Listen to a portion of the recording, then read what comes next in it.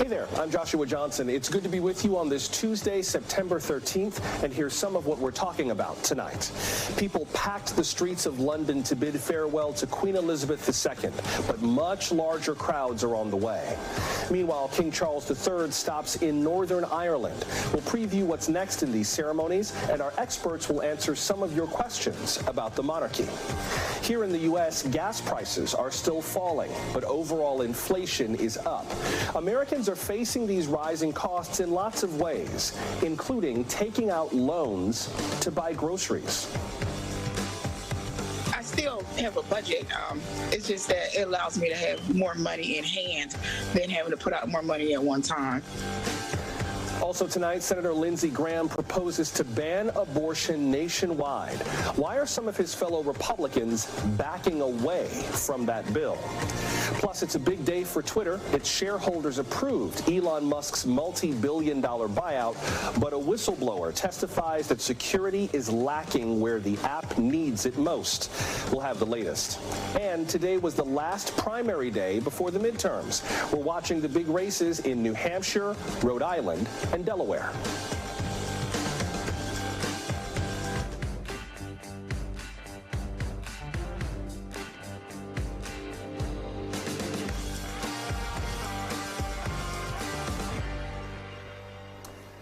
Let us begin tonight with the U.S. economy. Pretty much everything is still more expensive than it was last year. Today, we got more numbers showing just how much more. The Labor Department says inflation in August rose 8.3% from last year. It was up 0.1% from this July to August. This report rattled the stock market today. The Dow fell nearly 1,300 points. It is the biggest drop since June of 2020. Inflation is not rising as quickly now as it has before. That's partly because gas prices are down from their summer highs. AAA says a gallon of regular averages about 26 cents less now than it did a month ago. That helped somewhat, but not enough to offset rising prices for housing, food, and medical care, among other things. That Labor Department report coincided with a celebration at the White House. President Biden spoke about how the Inflation Reduction Act should help folks make ends meet. This bill cut costs for families, help reduce inflation at the kitchen table, because that's what they look at. How much are their monthly bills and how much do they have to pay out for their necessities? And it gave them just a little more breathing room, as my dad would say. Joining us now is Scott Brave, lead consumer spending economist for Morning Consult. Mr. Brave, welcome. Good to have you with us. Thank you for having me. Good evening. Can you get a little deeper into where we saw inflation rise the most in this latest report? We mentioned gas prices aren't as bad as they had been. Housing is as bad, as expensive as it has been, if not more so. Where else did we see inflation rise the most? I think the thing about today's report that really spooked markets is the fact that the gains were really broad-based. It's outside of food and energy, that sort of core inflationary block.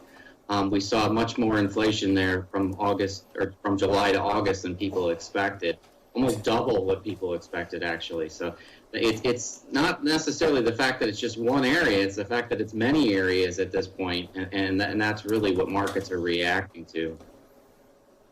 Yeah, as we can see, gasoline, even though gas prices are going down in the last few months, it's still higher year over year. Overall energy prices beyond gasoline up almost 24%. Groceries up 13.5%. We'll talk more about groceries in a second. Rent up almost 7%, and food up 11%. So give us the larger picture in terms of what the trend line is like for inflation. It seems like everything is a little different since COVID because of supply chains and so on. Is this kind of where we expected this trend line to be right now, or is there anything in this data point that surprised people? I think what really surprised the people in this data point is that core inflation number, over 6%, actually picking up from the prior year from what it was in July. Overall inflation, yeah, it is down slightly, and the trend seems to be pushing in that direction. We are seeing improvement. I think on overall inflation, you can make a very strong argument that it may have peaked now, with energy prices, gas prices in particular, coming down now. But outside of gas, you've still got upward pressure on food prices. Groceries was a good one that you mentioned. That's something we track Morning Consult quite closely. And rent, shelter in general, those increases have still to really work their way through the system. So the fact that that core number, that non-food and energy number, came in much stronger than what people expected today, that really suggests that there's a little more permanence to this high elevated inflation than maybe what we thought looking at the July data.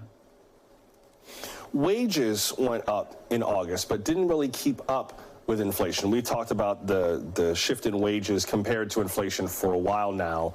What does that tell you in terms of what that will mean for inflation? I feel like this is kind of the perennial concern in terms of the absolute amount, 5.2%, in which wages increased year over year. But you adjust for inflation, you're still 3 points underwater. You still aren't making enough money to keep up for most workers. Where does that put us? Exactly right. And that's really the big implication from today's number. What it means for consumer spending. And the consumer is still getting pinched. They're still feeling the sting of inflation. And it's everyone. It's mostly lower income individuals where we know inflation falls the hardest on.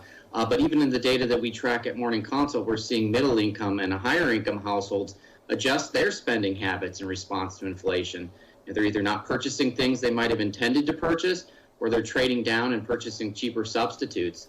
And you're seeing that across a broad category of things, groceries being one of those. What options do we have in terms of where this goes from here? Let me start with Wall Street, and then we'll talk about Main Street. We mentioned that Wall Street, or that the Dow anyway, was off about almost 1,276 points on the day. But right now, as I just look at CNBC.com, it looks like futures are up a little bit ahead of tomorrow's trading day. So was this just kind of a temporary Wall Street blip, kind of a freak out, and then things get back to normal tomorrow, or does this look like a larger trend?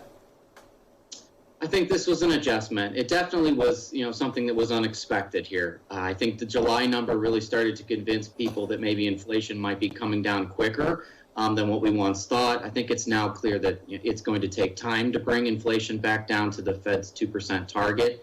Looking ahead to the rest of this week, we have retail sales coming out, we have consumer sentiment coming out. I really am starting to focus on how these things will impact the consumer in the second half of the year, because that's really going to tell us a lot about how the economic outlook is going to be shaped and how the Fed is going to respond to it. Yeah, what do you think in terms of how the Fed will respond? We're noting that it has raised rates 4 times this year, more than 2 points overall. But what about now with this latest report? What are we expecting now? Well, I think with the Fed, having worked there myself at one point in time, one data point is never enough to rely on. They're looking for trends. And so now we have a July number that was unexpectedly low, an August number that was unexpectedly high. I think overall the trend is still quite clear. Inflation's high, it's elevated, it's well above 2%, and it seems like it might take time to get it down to 2%. So the expectation, for another interest rate increase next week, that's pretty clear. It's just a matter of how much. I think financial markets after today have pretty much settled on the idea that it's going to be 75 basis points again, maybe a little bit of upside for more than that. I think some of that might have been a little bit of an overreaction. But the Fed doesn't overreact to one data point. They really look at the big picture here. And the big picture is that the trends, inflation's coming down, but it's going to take time. Scott Brave of Morning Consult, appreciate you starting us off tonight. Thank you very much. Thank you. Well, America's job market is pretty hot right now, but some employers are having a hard time hiring and keeping workers. Maybe you too. Some are turning to folks who often struggle to get hired or even considered. People who have paid their debts to society and are ready for a second chance. Here's NBC's Zincle Esamoah. There's an oft untapped pool of employee talent, applicants with criminal records. With 6 million Americans unemployed and 11.2 million U.S. jobs currently open, the labor shortage is now pushing companies to address this hiring gap with ex-felons through what some call a fair chance at employment. It's a second chance for people like Tim Chezik. I was about 24 years old when I first started getting into trouble. I ended up getting hooked on pain pills, and then from there it just kind of led into a life of crime. Tim says he went in and out of prison for years, eventually convicted of a felony in 2016. You just got out in May. May 20. Yeah. What were you most nervous about? I was most nervous about is finding a career, honestly. It's not easy getting a job being a felon. Tim did find a career through first-class vending. What impact has COVID had on your company, particularly when it comes to hiring? We're an essential business, so we stayed open the whole time. In terms of hiring, it's almost impossible to hire. Impossible? Almost. Pretty much anybody who wants a job has a job, and the people that are applying just don't have the skills or the kind of mindset that we want. Before the pandemic, the company's Las Vegas location had 120 employees. Only 5 were fair chance hires. Now, I would say a conservative estimate is about 20. Sizable increase. Yes. And they're not alone. A report by job site Indeed finding job postings noting fair chance employment policies climbed 31% from May 2019 to May 2022. Manufacturing company U.S. Rubber in Colton, California, has employed ex-felons for over 20 years. They have tremendous skills. They can contribute to the community by becoming employed, paying taxes, disposable income that they're going to use locally. Today, more than 66% of U.S. Rubber's workforce consists of ex-felons, excluding felonies for murder, rape, molestation, and kidnapping. I know some employers may think hiring someone with a criminal record feels like a high risk. What's your response? No, not at all. I think people are people. The focus should be, for us is, what are you going to do now?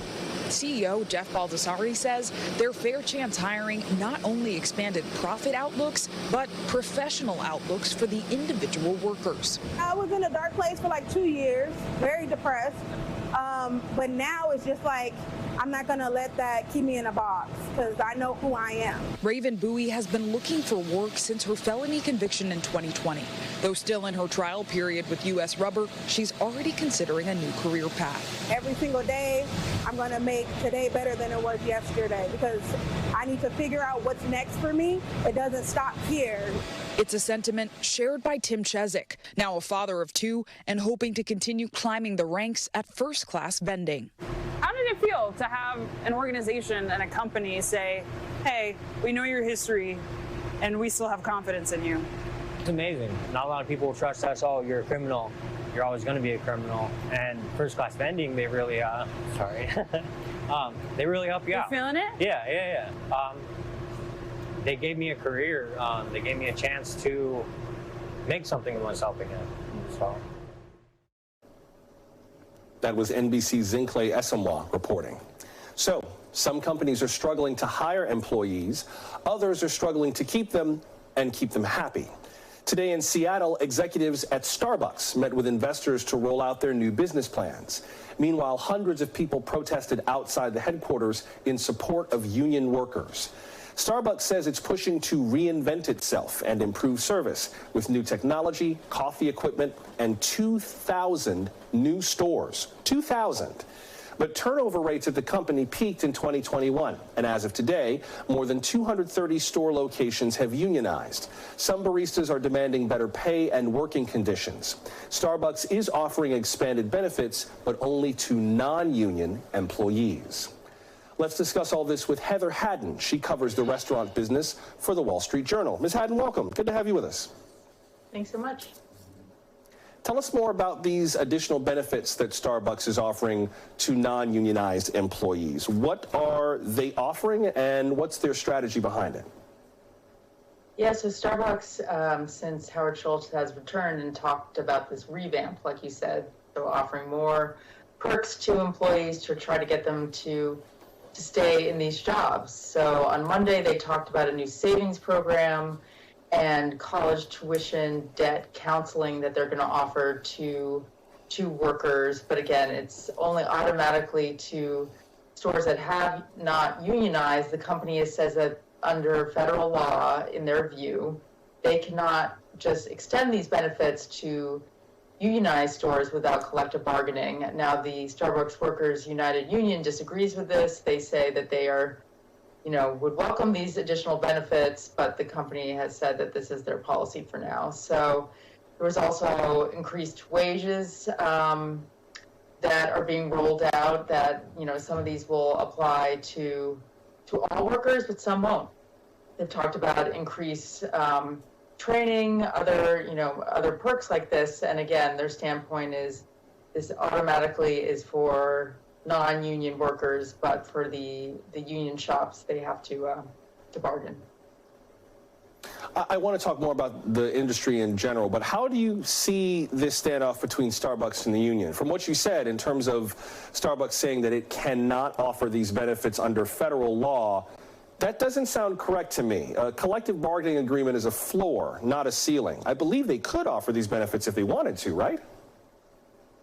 So some labor experts that I've talked to have said yes, that they could do this, or they could at least extend them and ask the union directly, are these something you're interested in, and go through the process that way. But, Starbucks, in the year that they've been dealing with this unionization process, has taken a very particular stance on it. They say that the workers' best interest is to have a direct relationship with the company, not a union, and, that has been their standpoint all along. These union workers want the company to sign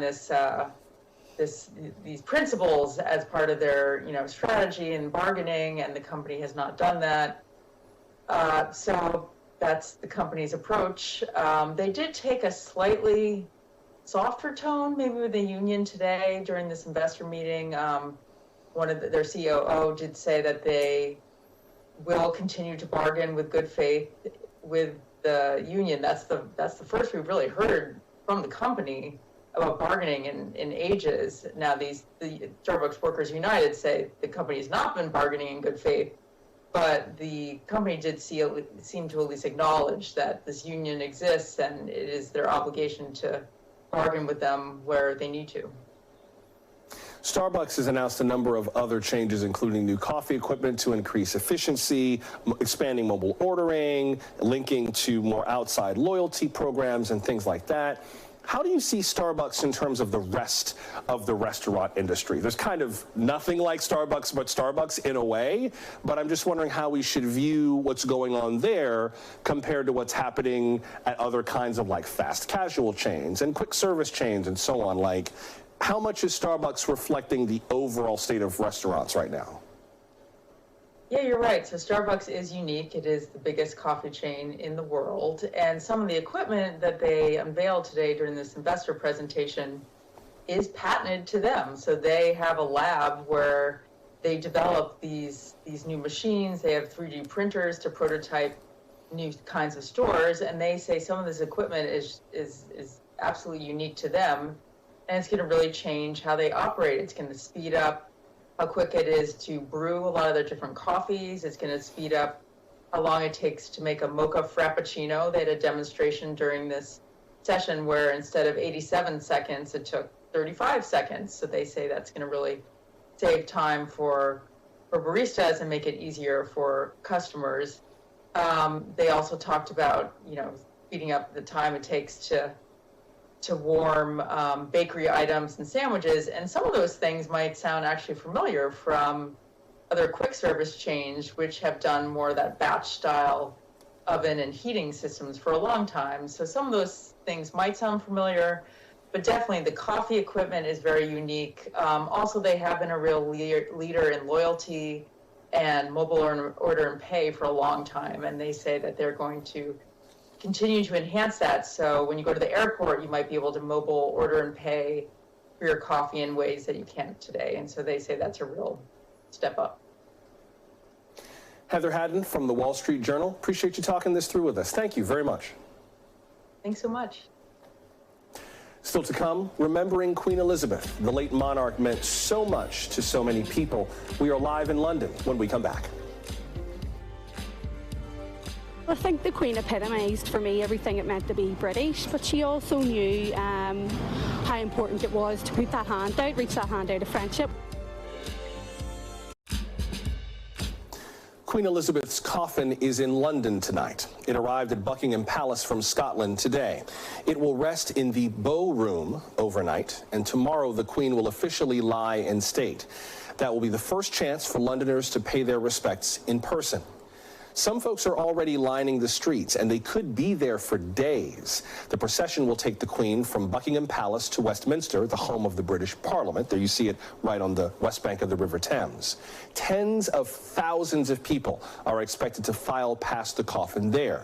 She will remain at Westminster for 4 days, and the Queen's state funeral will take place at Westminster Abbey on Monday. In a moment, we'll hear from Londoners and from some of you about the Queen, and we'll answer your questions about the monarchy. But let's start with MSNBC anchor Lindsey, who joins us now from London. Lindsey, what's the mood there? Tell us what you heard from the folks you spoke to. Joshua, there certainly are people who aren't going to be waiting in line either at Westminster Hall or at Buckingham Palace, but I've been out at the palace for several days, and I can tell you the folks there are incredibly somber. They feel this is a real personal loss. This is the only monarch they've ever known, and the Queen was beloved. In fact, her son now, King Charles, doesn't enjoy the same popularity that she did, but people feel very emotional. This is a period of mourning right now. Anecdotally, everywhere you go in the city, whether it's a billboard or a storefront, you will see a tribute to Her Majesty the Queen, and we expect people to be lined up even behind us tomorrow, wrapped around for miles just for a chance to see Her Majesty lying in state. Joshua. Talk more about those preparations. I know that they were originally warning people that they could be in line for hours, if not days, kind of snaked along the River Thames, up past the London Eye and on and on and on. What are some of the preparations like for those long lines of well-wishers? On and on and on. And this is a map of the queue, as you mentioned, how it wraps around the River Thames there. This is one of the largest security undertakings that London will ever see. They've been preparing for this for years and years. In fact, today there were rehearsals of uniformed officers at Buckingham Palace practicing the procession to Westminster Hall. Think as many police officers, about 10,000, as the London Olympics. So we'll see uniformed officers, officers in plain clothes. We'll see officers coming in from reserves. Will be uniformed but unarmed bobbies throughout the crowd. So this is certainly going to be a spectacle. Barricades everywhere you go, Joshua. We heard from King Charles III and the Queen Consort Camilla speaking in Northern Ireland earlier. Here's part of what he said to the Northern Ireland Assembly. Watch. My mother felt deeply, I know, the significance of the role she herself played in bringing together those whom history had separated. It's early days yet. I mean, he's barely been king for a week. But what are some of the early reactions to King Charles III, even as people are still saying goodbye to Queen Elizabeth? And actually, Joshua, as you're talking, I'm seeing them wheel in what look like signs directing people where to queue. But the monarch has enormous shoes to fill. I mentioned the Queen's popularity, and in the past, Prince, now King Charles, has expressed some ideas and some thoughts about issues such as climate change. In his first address to the people as sovereign, he sort of hinted that he might step back from some of his charity work. So that leads some to wonder what a monarchy for King Charles will look like. But certainly in this period, people see him as a son mourning the loss of his mother. Of course, he has been preparing for this moment his entire life. But certainly he's been making a visit to other countries within the United Kingdom to renew his commitment to the United Kingdom as sovereign, Joshua. And before I let you go, I know you've been meeting a number of people who had stories to share, including someone who called himself the biggest fan of the Queen. What did they tell you? So this is an 88-year-old woman who lives in Wembley, London. Her name is Margaret Tyler, and she has more than 10,000 pieces of royal china. She doesn't get scarves or hats or purses for holidays. She gets china and other mementos that are related to the royals. And she actually told me she's too sad to come out here in person to pay her respects. She'll be watching the processions, including the state funeral on Monday on the television. Let's listen to some of what she told me.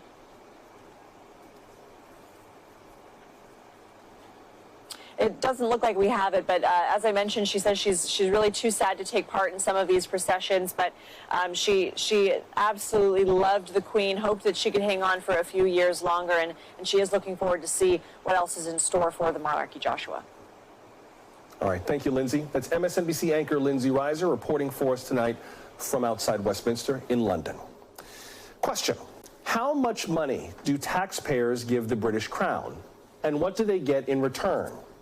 That is just one question you sent to us about the monarchy. Our experts are here to answer that and more of your questions about the royal family. We're glad you're with us for Now Tonight from NBC News.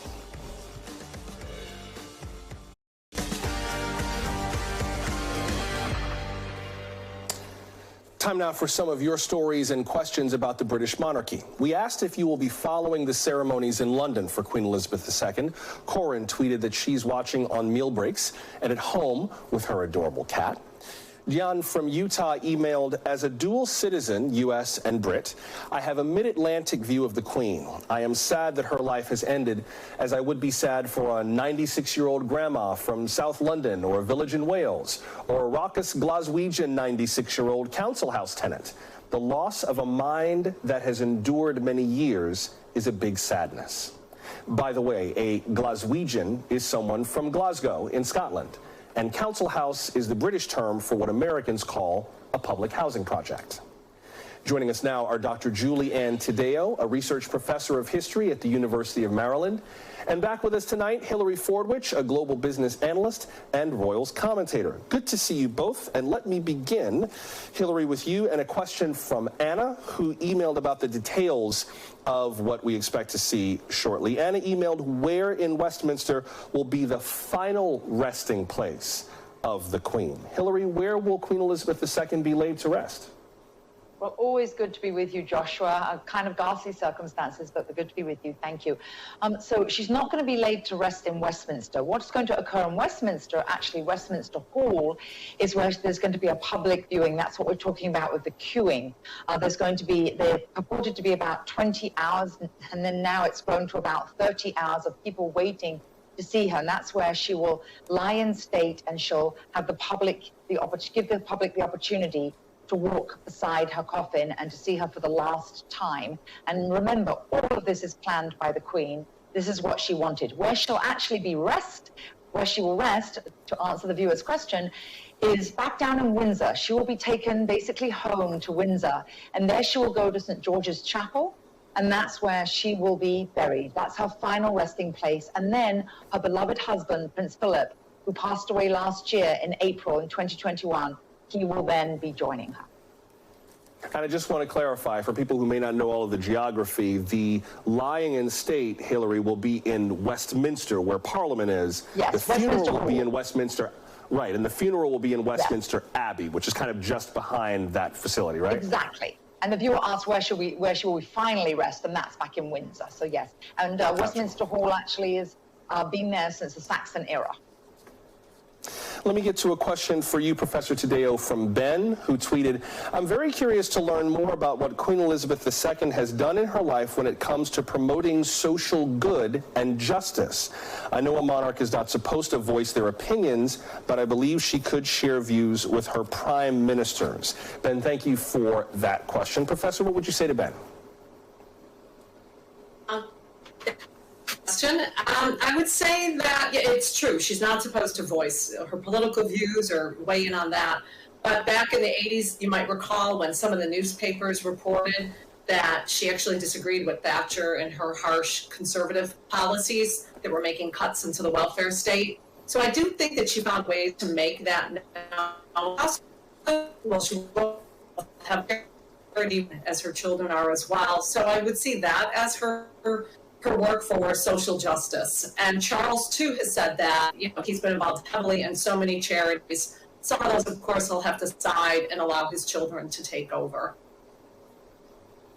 Jan emailed us that comment about the Queen. He also sent in a question as well. And Hillary, I wonder if you could take this question. It bears a little unpacking, so I'll get the question and then we'll do some unpack. Jan wrote, when it is said that each person only pays £1.29 for the support of their Queen to supply her with 86 million pocket money, I would greatly like to know how the math is done to get to that.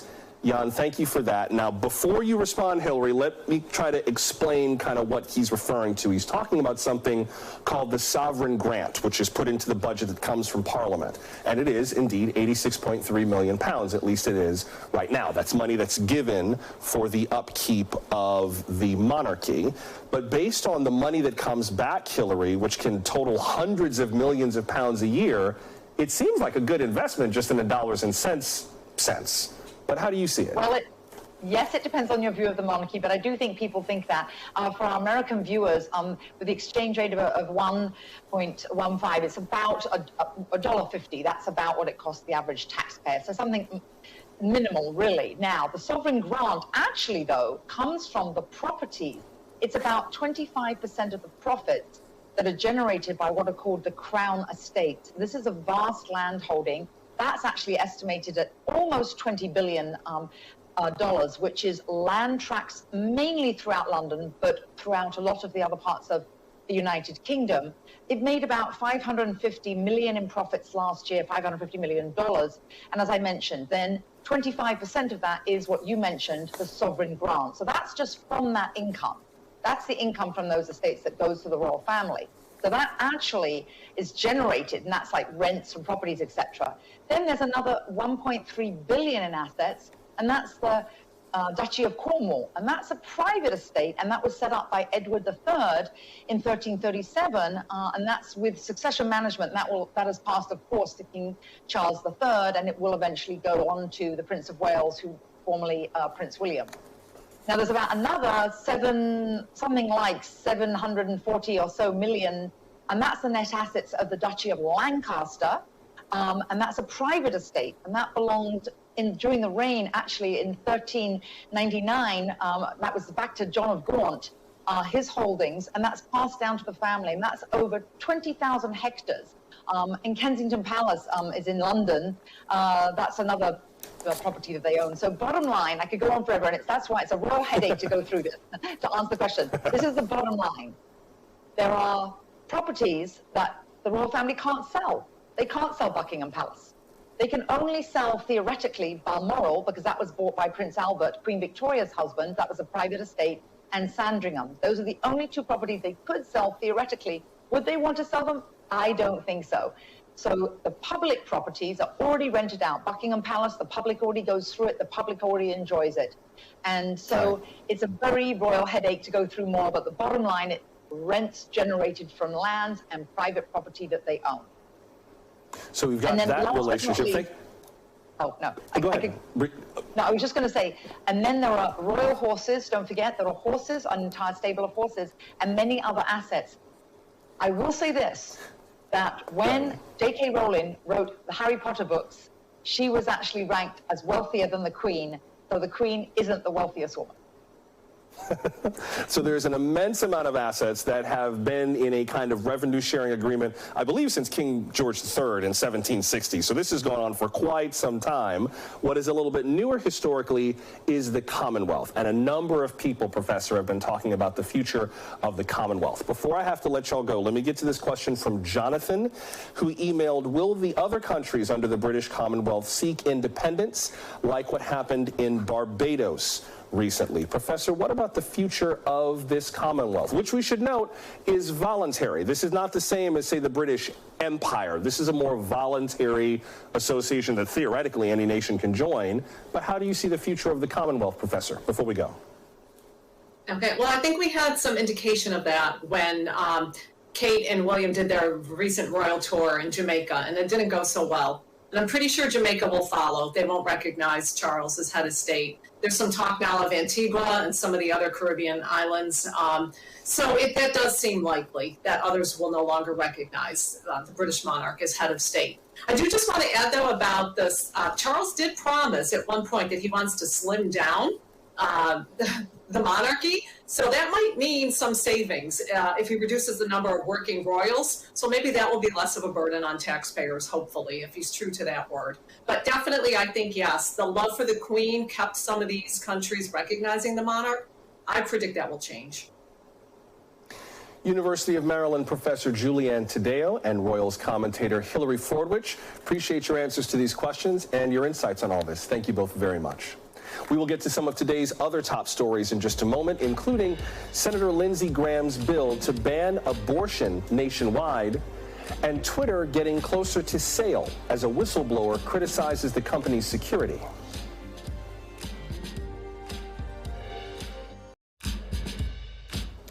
Tonight's headlines begin with Kenneth Starr, the former federal judge known for investigating the Clintons, has died of complications from surgery. Ken Starr also served as U.S. Solicitor General. His investigations of former President Clinton and Hillary Clinton targeted their real estate investments. But this scandal, known as Whitewater, expanded to include much more, most notably the former president's sexual misconduct. The Starr report led to Mr. Clinton's impeachment in 1998. Kenneth Starr is survived by his wife of 52 years, their 3 children, and 9 grandchildren. He lived to be 76.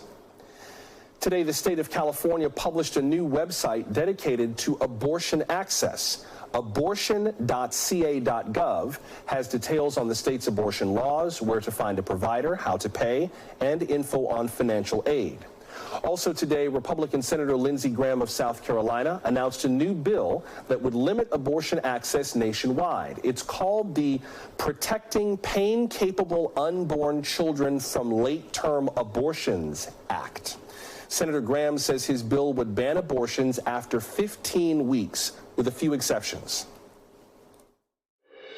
We should have a law at the federal level that would say after 15 weeks, no abortion on demand, except in cases of rape, incest, to save the life of the mother. And that should be where America's at. Democrats are questioning whether the bill has a chance, but so are some Republicans. NBC Capitol Hill correspondent Ali Vitale has more on that. Hey, Ali. Joshua, this is a bill that Senator Lindsey Graham introduces almost every year, only in this instance, he's introducing it at the 15-week mark. What it would do is have carve-outs for instances of rape and incest, as well as when the mother's life is in danger. But it marks the most prominent step forward for Republicans in this new landscape of a post-Roe reality, where they're working on a national, federal level to restrict a woman's right to access abortion care. Now, the rest of the Republicans that we've spoken to today are not necessarily joining this chorus that Senator Graham has started. Instead, many of them are saying that this is an issue that should be left to the states. Certainly, that's where many of them are more comfortable with it being. This is even coming too as Democrats are trying to work to codify a right to abortion access here in Congress. They're not going very far with that. There are many people here who have disagreements about the best way to go about that.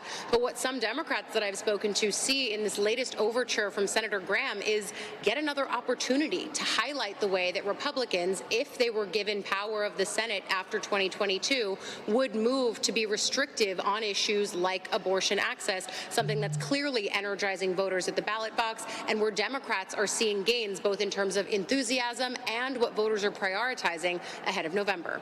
Joshua? All right, thank you, Ali. That's NBC's Ali Vitale reporting from Capitol Hill. Ukrainian troops are continuing their push into Russian-controlled areas. The Pentagon's press secretary says these recent successes were only a surprise to Russia. NBC foreign correspondent Megan Fitzgerald has more from Kyiv. Hey, Megan. Joshua, we continue to see a Ukrainian military that is very much still on the move, on the attack. Just within the last couple of days, Ukrainian officials say that they were able to liberate another 300 villages in the northeastern part of the country, in the Kharkiv region. We know that since this counteroffensive was launched just 2 weeks ago, they've been able to reclaim some 2,300 square miles of land, liberating, they say, 150,000 Ukrainians. Now, when you take a look at what's happening in the southern part of the country, in the Kherson region, this is the area where this counteroffensive was first launched. And we're seeing fierce fighting taking place there. Then when you go up to the northern part of the country, in the Kharkiv area, this is the area where military experts say it's important to pay close attention to. They believe that they were able to catch the Russians off guard. These Ukrainian military men and women just sweeping past the front line. And the reason why they are saying that the Russians had to flee this area is because of what they're looking at that was left behind. Fully functioning tanks, artillery, munitions, all just still there. Now, of course, the Russians are saying that they redeployed their troops to the eastern part of the country, painting a completely different picture. But then this starts to get into the question about the morale of the Russian military. And there are reports that morale is low, that the Russian soldiers don't really realize what they're fighting for. You compare that with what we're seeing with the Ukrainians, and they have everything to lose. They are motivated to fight not only for their future, for the future generation and their families, but these Ukrainian soldiers are fighting for their independence and their livelihoods. Back to you. They are indeed. Thank you, Megan. That's NBC's Megan Fitzgerald with the latest from Kyiv. Twitter is one step closer to acquisition. Today, its shareholders voted to approve Elon Musk's $44 billion bid. Mr. Musk is still trying to back out of the deal. Meanwhile, a Twitter whistleblower testified before Congress today about problems with the company's security measures. Its former head of security, Peter Zatko, spoke to the Senate Judiciary Committee. He accused Twitter of some very serious privacy issues, including being a prime target of foreign agents. CNBC senior Washington correspondent Eamon Javers has more from Washington.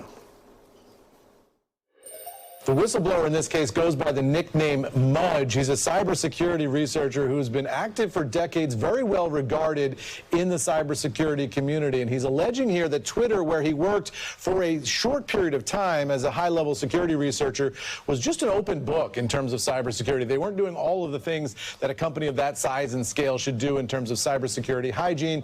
They were allowing thousands of employees inside Twitter to have access to the company's internal data and potentially manipulate Twitter accounts and gather sensitive information on Twitter users. As a result of all of that, he said, foreign intelligence services have been able to penetrate the company, putting their agents on the payroll at Twitter.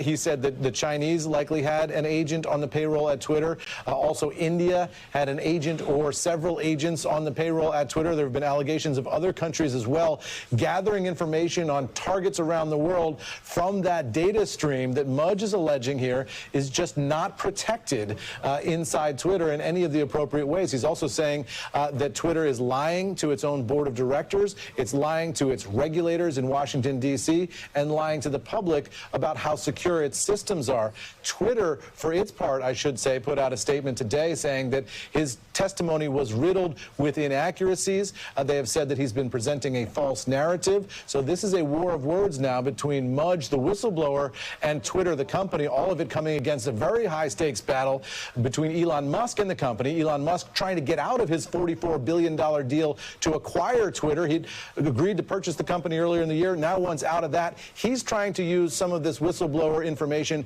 as ammunition in that fight. And what we know now is that Twitter shareholders today voted to approve the deal, and all of that means that this is going to go to a trial. That's going to take place in October. Unclear now whether the whistleblower's testimony today will help Elon Musk get out of his deal to buy the company. Joshua? Thank you, Eamon. That's CNBC's Eamon Javers reporting from our Washington bureau. Well, we have spent 6 months watching primary races across the country. All of that wraps up tonight. A look at the final states, New Hampshire, Delaware, and Rhode Island before we go.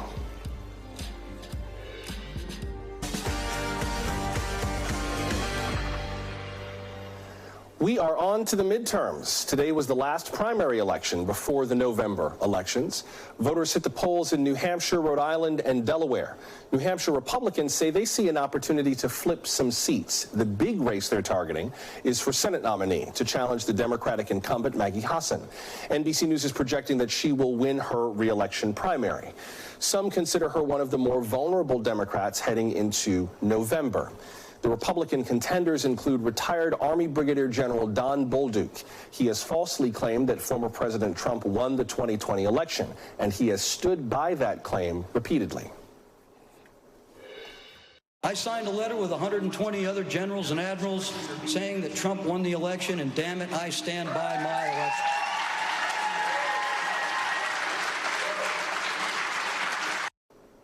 His main opponent may be New Hampshire State Senate President Chuck Morse. He's seen as more of an establishment Republican. Mr. Trump has yet to endorse either candidate. Let's discuss it with Dave Weigel, national political correspondent for The Washington Post. Good to have you with us tonight, and I wonder if we could just start with Senator Hassan, what her strategy has been as she works on her re-election bid, and whether she feels any concern about these Republican challengers.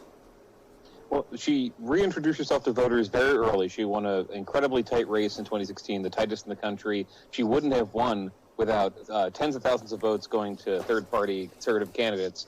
So she went on the air early, had distanced herself from the Biden administration on its immigration policy, kept its distance on a couple of its priorities. Remember, when the $15 minimum wage came up for a vote early in 2021, she voted against it. So her goal has been reestablishing a brand as a different kind of Democrat who's not that liberal, but is going to be a bulwark against right-wing Republicans. And that's how she defines whatever Republican gets out of the primary. She says they're going to be a puppet of Mitch McConnell and they're going to vote to ban abortion. That's kind of her message once she has to pivot to the general election tomorrow. So we are, as we showed, projecting that Senator Hassan will win her bid for re-election. At the moment, as of just before 9 p.m. Eastern time, we are characterizing the Republican primary for Senate as too early to call. Right now, Chuck Morse and Donald Bolduc are basically neck and neck. But again, it's still very early going. This is too early to call at the moment. Here is a quick mashup of some of what we've heard from those two candidates in the run-up to the primary. Listen. I've been running on my record, and I'm going to continue to do that. I'm strong in New Hampshire on getting things done. I think Washington, on our side, is basically seeing that I can beat Maggie Hassan, and that's why they're supporting me. The stakes could not be higher. Our constitutional republic's under attack. The values and principles of this country have been not adhered to for a very long time, and we see the consequences of it today. What do you make of the fact that so many of those sort of more traditional Republicans have lined up behind your opponent? That we're winning, that we're a threat to the establishment. Tell me how you see the landscape in New Hampshire in terms of whether or not which of these two candidates might prevail and whether or not they might be able to overtake the incumbent senator. It is too early. We're looking for patterns across the state. For example, Morse represents the very Republican suburbs, exers, I should say, of Boston, in the south part of the state, Salem, where he's from. Bolduc, when he ran in 2020, did pretty poorly in that part of the state. We're looking for towns like Londonderry, like Salem, to see if Morse is going to overwhelm what's probably going to be support for Bolduc from more rural, more conservative parts of the state. Because Republicans have been gaining ground in rural parts of New Hampshire that Democrats dominated for years. And we're not sure who's turning out for this thing. We're also I'm looking at the House races, because you have in both candidates who the National Party is very happy with, George Hansel in the 2nd District, Mayor Keene, Matt Mowers in the 1st District, who ran in 2020. It's very early. We're not sure how that's going, but the party was nervous that both of them might lose to more right-wing candidaats and create not an impossible bridge for them to cross. I talked to Governor Sununu over the weekend. He thought the whole ticket could win, but he's feuded with George Burns. He's feuded with Don Bolduc. In terms of uniting the Republican Party, it might be tough, depending who gets out of these races. I think folks would be forgiven for thinking like, okay, we could just skip these last three. They're itty-bitty states with very small populations that do not necessarily, let's say, reflect the nation as a whole. I mean, these are overwhelmingly white states. So I'm wondering what we're expecting to see from New Hampshire, Rhode Island, Delaware. By the way, we should note New Hampshire is also electing or voting for governor, and we are projecting that the incumbent, Chris Sununu, will easily win his re-election bid or his nomination. Tom Sherman is the only Democrat running against him. He is a member of the New Hampshire State Senate and a physician. But what do we expect to learn from looking at these relatively small states as it relates to November? Well, Joe Biden will correct you if you ever say that Delaware doesn't represent the country. I thought of that as soon as I said it, but don't tell him. Don't tell him. Look, dude, if you don't say anything, I don't say anything. Thank you. But The only race there was a race for state auditor where the incumbent has been criminally convicted, and Democrats are promoting Lydia Fox, a black female attorney, who'd be the first black woman to hold this job. She easily won the first batch of ballots there. And I think if you're seeing a pattern, and I'll get right out in a second, it's that Democrats, as they head into the midterms and as they have some wins behind them, are feeling more optimistic about their party, more excited about voting. There were no real challenges in New Hampshire, but in Rhode Island, you might have a Democratic governor lose his primary tonight, but if he loses, the most likely winner is Natalie Folks, the former CBS CEO who had Nancy Pelosi's support, who ran as a reliable Democrat. You have down the ballot a bunch of challengers who are running to the left of the party. Most of them are losing right now. You have a pretty excited mood, happy with the really night and day compared to where Democrats were in June about how excited they are about voting for this party, this leadership. Yeah, forgive me for cutting you short, Dave. We got to get moving. But Dave Weigel of the Washington Post, appreciate you walking us through the races tonight. Thank you very much, and I appreciate you being with us as well. Until we meet again, I'm Joshua Johnson. Keep an eye on the NBC News app for the latest on these races, and we will break them down with our analysts tomorrow. Good night.